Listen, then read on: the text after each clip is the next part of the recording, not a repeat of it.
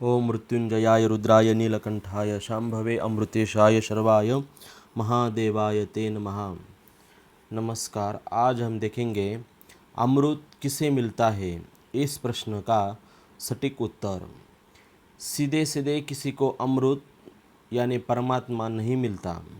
उसके लिए पहले मन को विकारों को दूर करना पड़ता है तथा अपनी इंद्रियों पर नियंत्रण करना पड़ता है। समुद्र मंथन में 14 नंबर पर अमृत निकाला था। 1 नंबर पर कालकूट विष। समुद्र मंथन में से सबसे पहले कालकूट विष निकला, जिसे भगवान शिव ने ग्रहण कर लिया। इसका तात्पर्य है कि अमृत इस इंसान के मन में स्थित है। अमृत माने परमात्मा। अगर हमें अमृत की इच्छा है तो सबसे पहले हमें अपने मन को मथना पड़ेगा। जब हम अपने मन को मथेंगे तो सबसे पहले बुरे विचार ही बाहर निकलेंगे। यही बुरे विचार विष है। हमें इन बुरे विचारों को परमात्मा को समर्पित कर देना चाहिए और इनसे मुक्त हो जाना चाहिए। दूसरे नंबर पर कामधेनु। समुद्र मंथन में से दूसरे क्रम में निकली कामधेनु। वह अग्निहोत्र की यानी यज्ञ की सामग्री उत्पन्न करने वाली थी, इसलिए ब्रह्मवादी ऋषि ने उसे ग्रहण कर लिया। कामधेनु प्रतीक है मन की निर्मलता का। विष निकल जाने के बाद मन निर्मल हो जाता है। ऐसी स्थिति में ईश्वर तक पहुंचना और भी आसान हो जाता है। तीसरे नंबर पर उच्च श्रवा घोड़ा। समुद्र मंथन के दौरान तीसरे नंबर पर उच्च श्रवा घोड़ा निकला। इसका रंग सफ़ेद था। इसे असुरों का राजा बलि ने अपने पास रख लिया। उच्च श्रवा घोड़ा मन की गति का प्रतीक है। मन की गति ही सबसे अधिक मानी गई है। यदि आपको अमृत यानी भगवान चाहिए तो अपने मन की गति पर विराम लगाना होगा, तभी परमात्मा से मिलना संभव है। ऐरावत हाथी।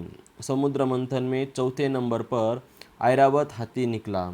उसके 4 बड़े दांत थे। उनकी चमक कैलाश पर्वत से भी अधिक थी। ऐरावत हाथी को देवराज इंद्र ने रख लिया। ऐरावत हाथी प्रतीक है बुद्धि का और उसके 4 दांत लोभ, मोह, वासना और क्रोध। चमकदार, शुद्ध व निर्मल बुद्धि से ही हमें इन विकारों पर काबू रख सकते हैं। कौस्तुभ मणि। समुद्र मंथन में 5वें क्रम में निकली कौस्तुभ मणि, जिसे भगवान विष्णु ने अपने हृदय पर धारण कर लिया। कौस्तुभ मणि प्रतीक है भक्ति का। जब आपके मन से सारे विकार निकल जाएंगे तो भक्ति ही शेष रह जाएगी। यह भक्ति ही भगवान ग्रहण करेंगे। कल्पवृक्ष। समुद्र मंथन में 6ठे क्रम में निकला इच्छाएं पूरे करने वाला कल्पवृक्ष। इसे देवताओं ने स्वर्ग में स्थापित कर दिया। कल्पवृक्ष प्रतीक है आपकी इच्छाओं का। अगर आप अमृत प्राप्ति के लिए प्रयास कर रहे हैं तो अपनी सभी इच्छाओं का त्याग कर दें। मन में इच्छाएं होंगी तो परमात्मा की प्राप्ति संभव नहीं है। रंभा अप्सरा। समुद्र मंथन में 7वें क्रम में रंभा नामक अप्सरा निकली। वह सुंदर वस्त्र व आभूषण पहने हुई थी। उसकी चाल मन को लुभाने वाली थी। ये भी देवताओं के पास चली गई। अप्सरा प्रतीक है मन में छिपी वासना का। जब आप किसी विशेष उद्देश्य में लगे होते हैं तब वासना आपका मन विचलित करने का प्रयास करती है। उस स्थिति में मन पर नियंत्रण होना बहुत जरूरी है। देवी लक्ष्मी।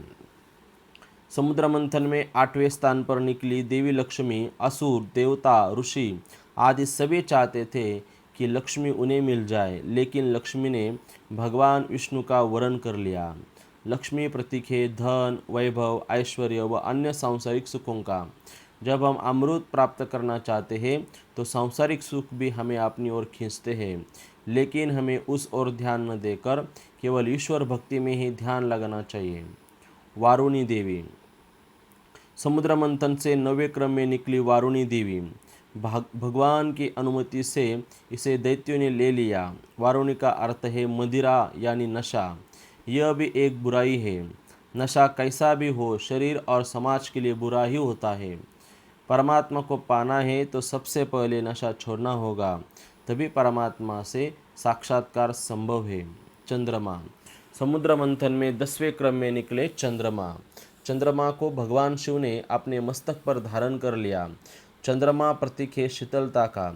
जब आपका मन बुरे विचार, लालच, वासना, नशा आदि से मुक्त हो जाएगा, उस समय वह चंद्रमा की तरह शीतल हो जाएगा। परमात्मा को पाने के लिए ऐसा ही मन चाहिए। ऐसे मन वाले भक्तों को ही अमृत यानी परमात्मा प्राप्त होता है। पारिजात वृक्ष। इसके बाद समुद्र मंथन से पारिजात वृक्ष निकला। इस वृक्ष की विशेषता थी कि इसे छूने से थकान मिट जाती थी। यह भी देवताओं के हिस्से में गए। समुद्र मंथन से पारिजात वृक्ष के निकलने का अर्थ सफलता प्राप्त होने से पहले मिलने वाली शांति है। जब आप अमृत यानी परमात्मा के इतने निकट पहुँचे जाए तो आपकी थकान स्वयं ही दूर हो जाती है और मन में शांति का एहसास होता है। पांचजन्य शंख। समुद्र मंथन से 12वें क्रम में पांचजन्य शंख निकला। इसे भगवान विष्णु ने लिया। शंख को विजय का प्रतीक माना गया है। साथ ही इसकी ध्वनि भी बहुत ही शुभ मानी गई है। जब आप अमृत यानी परमात्मा से एक कदम दूर होते हैं तो मन का खालीपन ईश्वरीय नाद यानी स्वर से भर जाता है। इसी स्थिति में आपको ईश्वर का साक्षात्कार होता है। 13 व 14 भगवान धन्वंतरी व अमृत कलश। समुद्र मंथन से सबसे अंत में भगवान धन्वंतरी अपने हाथों में अमृत कलश लेकर निकले। भगवान धन्वंतरी प्रतीक है निरोगी तन व निर्मल मन के। जब आपका तन निरोगी और मन निर्मल होगा तभी इसके भीतर आपको परमात्मा की प्राप्ति होगी। समुद्र मंथन में 14 नंबर पर अमृत निकला। इन 14 अंकों का तात्पर्य है कि 5 कर्मेंद्रिया वाक, हाथ, पैर, गुदा, लिंग, 5 ज्ञानेंद्रिया कान, नेत्र, रसना, नासिका, त्वचा, अन्य 4 मन, बुद्धि, चित्त, अहंकार, इन सभी पर नियंत्रण करने के बाद में परमात्मा हमें प्राप्त होता है यानी अमृत मिल जाता है। इस प्रकार आज हमने अमृत किसे मिलता है इस विषय पर चर्चा की।